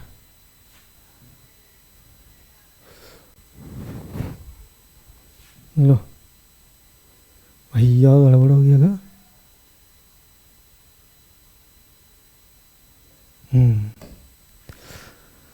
ठीक है, thinking cerebellum, fore brain, picking up answer cerebellum, cerebellum, controller medulla oblongata, medulla oblongata, और ये क्या हाइपोथैलेमस, हाइपोथैलेमस। ठीक है, ठीक है, चलिए अब क्या, what is a synapse, what is a function in nervous system, what is its function in nervous system, right the function of following part of a neuron. ठीक है, ये हमने एक तरह से पहले इस टाइप का क्वेश्चन किया भी था और बहुत बार पूछा गया इस टाइप का क्वेश्चन जो है ना, इस पे तो काफ़ी इंपॉर्टेंट टॉपिक है ये। What is a synapse, synapse is a microscopic gap between two neurons. What is its function in nervous system, function of synapse is to transmit electric impulse from one neuron to another at synapse. ठीक है, अब क्या होता है, write the function of the following part का लिखना है। चलिए ये भी अभी इसके फंक्शन में ही बताते हैं कि न्यूरॉन एट क्या है, function of synapse is to transmit electric impulse from one neuron to another at synapse, nerve ending at synapse common लगा दो, nerve ending releases chemical signal that travels across synaptic gap and reaches dendritic tip of next neuron where similar impulse is generated. ये उसका function हो गया। अब इनका function लिखना है, डेंड्राइट जो न्यूरॉन्स के पार्ट हैं इनका फंक्शन। डेंड्राइट क्या है, receive signal and send them to cell body. Axon, carry impulses away from cell body and transmit them to the next neuron. Cell body से अवे होता है ना, न्यूरॉन ऐसे होता है ना जो भी है, और यहाँ पे मान लीजिए आपका एक्सॉन है और ये आपका सेल एंडिंग है और ये डेंड्राइट्स हैं सेल बॉडी। तो ये सेल बॉडी से अवे ले जाता है ना एक्सॉन जो है दूसरे न्यूरॉन की तरफ, तो वही axon carry impulses away from cell body and transmit them to the next neuron. Myelin sheath क्या है, अ फैटी लेयर होता है, ये माइलिन शीथ है, fatty layer around axon that provides protection and insulation. ये प्रोटेक्शन भी provide करता है और इंसुलेशन भी प्रोवाइड करता है। What is hypothyroidism, how can it be managed, what dietary changes can help regulate TSH level. तो हाइपोथायरॉयडिज्म क्या है, condition in which thyroid gland does not produce enough thyroxine due to deficiency of iodine and it may lead to a disease called goiter, right? Hypothyroidism, thyroid जहाँ भी आए वो iodine से related thyroxine, और thyroxine क्या करता है कि किसके उससे आयोडीन थायरोक्सिन सिंथेसाइज करने के लिए आयोडीन चाहिए, और अगर आयोडीन की कमी है तो थायरोक्सिन कम सिंथेसाइज होगा और उससे एक बीमारी होती है जिसे गोइटर कहते हैं, जिसमें नेक थोड़ा स्वेलन हो जाता है, राइट। ठीक है, it can be managed by taking iodized salt in our diet. Iodized salt in our diet regulate thyroxine TSH and help and prevent hypothyroidism. ठीक है, तो आयोडीन लीजिए, इंटेक बढ़ाइए, कैसे, अपने डाइट में आयोडाइज सॉल्ट यूज कीजिए। Name the type of movement shown in folding of mimosa pudica leaves, मतलब छुई मुई के जो पत्तियां सिकुड़ जाती हैं उसमें किस तरह का मूवमेंट होता है। ठीक है, फोल्डिंग ऑफ मिमोसा पोडिका जो है थिग्मोनास्टिक थोड़ी होगा। Opening of dandelion flowers in morning, ये मॉर्निंग में फूल खिलता है, तो ये तो लाइट डिपेंडेंट है, तो इसको आप फोटोनास्टिक हो गया, राइट। क्योंकि ग्रोथ से रिलेटेड नहीं है ये, इसलिए नास्टिक है, ग्रोथ होता तो ट्रॉपिक होता, ये नास्टिक है। ठीक है, और ये थिग्मोनास्टिक इसलिए क्योंकि टच बेस्ड है, टच करने से होता है ना, जैसे वो सपोर्ट को टच करके टेंड्रिल्स हो जाते हैं, तो भी थिग्मोनास्टिक का एग्जांपल है। ये थिग्मोनास्टिक का एग्जांपल ये भी है क्योंकि टच करने से वो सिकुड़ रहा है, तो टच बेस्ड है, थिग्मोनास्टिक हो गया। और ये लाइट बेस्ड है, फोटो नास्टिक है। दोनों नास्टिक इसलिए क्योंकि ग्रोथ इन्वॉल्व नहीं है। ऐसे इसमें भी काउंटर हो सकता है कि डेंड्रोलियन जो है ना फ्लावर मॉर्निंग में होता है, ये एक टाइम साइकिल बेस्ड भी हो सकता है, ठीक है ना। तो बट मॉर्निंग मेंशन किया तो सनलाइट की वजह से किया, इसलिए जो इसको फोटो नास्टिक बोलते हैं। चलिए, तो इसके साथ ही जो ये लेक्चर हमारा कंप्लीट होता है, ठीक है। लगभग क्या हमने सारी ही चीज़ें कवर की हैं, कोई ऐसी चीज़ नहीं है बुक में आपके कोई टॉपिक जो हमने छोड़ा हो। और ढेर सारा क्वेश्चन, हर टॉपिक से अलग अलग जो इंपॉर्टेंट क्वेश्चन पूछे गए हैं, बार बार पूछे गए, वो सारे क्वेश्चन भी हमने कर लिए हैं। तो अब आप ये बोल सकते हैं कि अब एक भी क्वेश्चन छूटेगा नहीं, वो भी पुष्पा स्टाइल में, ठीक है। इसको फिर से एक बार आप देखिए, कुछ क्वेश्चन अपने से प्रैक्टिस कीजिए और you are G2G good to go. चलिए, थैंक यू।